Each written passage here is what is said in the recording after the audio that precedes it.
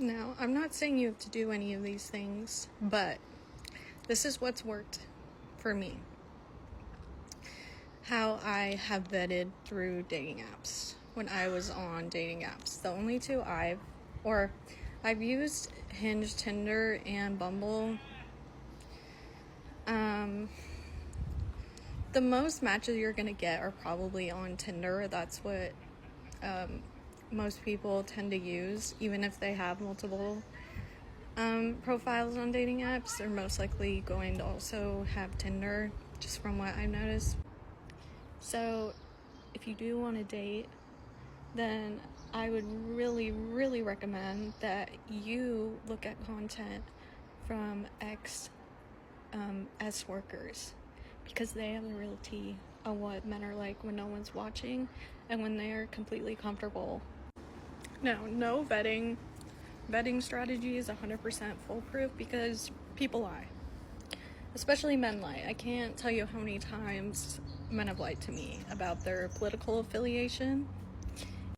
And it is kind of overwhelming when you're first starting to learn all of these things, and like what you should be looking for, and like what are all the possible like wrong things that he can do. You need to build a relationship of trust with yourself, and trust that you know that you have good discernment, and that you know that if something happens where someone like crosses your boundaries, that you know how to act accordingly and how to keep yourself safe. That's the number one thing about this. All of this is for your safety, to keep you physically and emotionally safe. Disclaimer, though, especially right now, these apps are collecting the worst of the worst types of men. Because the access to women through dating apps is like the easiest access that they've ever had. And it's a source of some X for them that they don't have to pay for. Because let's be real, they should be called hookup apps, not dating apps. Okay. Out of the 3 dating apps I tried, though, I liked Bumble the least, because on Bumble it's the women who have to respond first. So if that's your jam, then that's great. Not mine. Also, there's just not a lot of accounts on there versus like Hinge and Tinder, from what I experienced. The thing about Tinder is that like you have to mutually like each other to match, and then like you go and like you have matches, and then like one of you can message first. But what I found from that is a lot of times like none of the guys like actually message you on there, because there's like nothing to like kickstart the conversation. And then Hinge, the likes come to you, so someone responds to something on your profile. Obviously, if they respond on Hinge with just like liking what you said and not actually putting in any work, that's like the equivalent of someone coming up to you in person and just standing there and not saying anything and expecting you to say the first thing. And it is so easy on dating apps for people to completely fake their personality and who they are, and it's really easy for them to mirror you and make you think you have all these things in common, because it's literally on your profile. So that's another thing. I don't recommend that you just put everything out there on your profile, also because that's a risk for identity theft. It's also very easy for men now with the internet to just go online and be like, okay, like from watching Shira's 7 content, and be like, okay, this is what I need to do to appear to be someone that a woman in this day and age would like to be with. Because now that we have rights, they're having to adjust who they are. And they're either actually doing that, like actually changing themselves, or a lot of them are just pretending that they have. Okay, so one thing I would do is I would put like a picture of me in my swimsuit, or like a photo that showed more skin at the bottom of my profile, because then I knew that if they responded, like when I had Hinge, if they responded only with that picture, then I know that they looked at all of my profile stuff, and that was the most interesting part of the profile to me. And another thing I did, I put something like kind of controversial in like my profile. It was like, if you don't like women who are into astrology, maybe you just don't like women.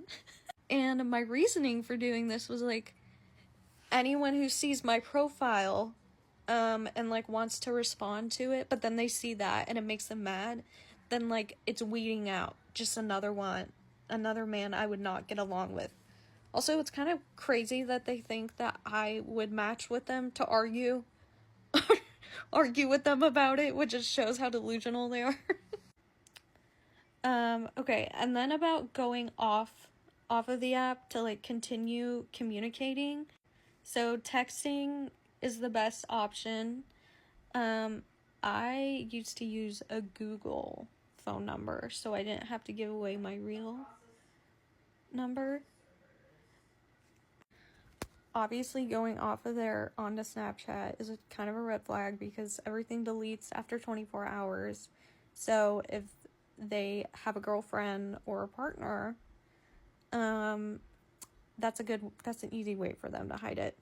And then with Instagram, I've heard some people say like don't do that, but I like doing it actually because then I can go through all of their shit. So you're gonna go through you're gonna go through all of the photos, you're gonna look at all the tag, you're gonna go through all the comments, and then you're gonna go like through their tag posts, different from the people that they have tagged in the photos that they have posted on their profile. Because this is how I have found 2 different guys, how I figured out that they had girlfriends, and just assumed that I wouldn't find their Instagram after I had their full name, and I wouldn't check. Now, when it comes to the actual date, if you want them to make the date, Observations with My Eyes came up with time, date, location. If you ask a man for a time, date, location for a date, that's going to weed out 90% of them. 90% of them are not going to do that. They're not going to go through the effort of doing that. What I do is I like to be the one that picks where we go, because then I know I'm actually going to like the place where we're going. I can look at the menu before. I can look at the ratings and make sure it's somewhere I actually really want to go and try. So at least if the date's bad, I got some really good food out of it and a free dinner. I also have a rule for myself. It's called like the 3-month mark. I've noticed a repeating pattern with men that there's something about like 3 months in where if they're wearing a mask or a facade, it tends to fall off then, because by then they think that they have you attached. This is like everything I would have loved to know before I started, when I was a bit of a serial dater, from like 17 until 20. All of this would have been extremely helpful to know and would have saved me a lot of time, money, and energy.